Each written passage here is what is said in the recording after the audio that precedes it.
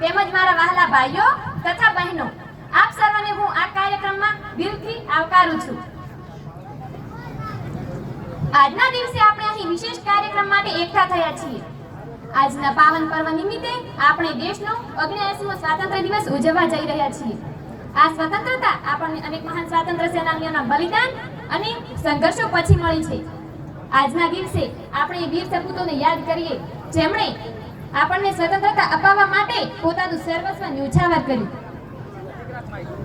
સ્વતંત્રતા એટલે માત્ર રાજકીય આઝાદી જ નહીં, પ્રકૃતિની જાળવણી અને પર્યાવરણની સુરક્ષા એ પણ સ્વતંત્રતાનો જ એક ભાગ છે. આપણે સ્વચ્છ હવામાં શ્વાસ લઈ શકતા નથી, શુદ્ધ પાણી પી શકતા નથી અને સ્વસ્થ જીવન જીવી શકતા નથી, તો સાચી આઝાદીનો અર્થ શું? આ કાર્યક્રમ માત્ર એક ઇવેન્ટ નથી, એક ભાવના છે, એક સંકલ્પ છે, એક કૃતજ્ઞતા છે. આપણે જાણીએ છીએ આપણા જીવનમાં માનું સ્થાન સર્વોપરી છે. માં આપણને જન્મ આપે છે, સંસ્કાર આપે છે, આપણને જીવવા માટે આજીવન સાચો રસ્તો બતાવે છે. માનો પ્રેમ, ત્યાગ અને સમર્પણ એવો છે જેની સરખામણી અન્ય કોઈ સાથે થઈ શકતી નથી.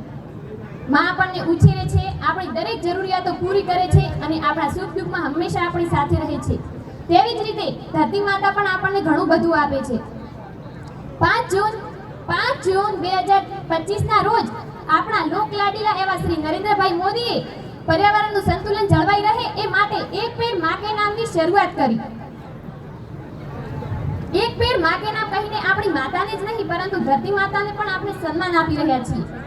માં આપણને પ્રેમ કરે છે તો ધરતી માતા આપણને શુદ્ધ હવા, પીવા માટે પાણી, ખાવા માટે અનાજ અને રહેવા માટે જગ્યા આપે છે.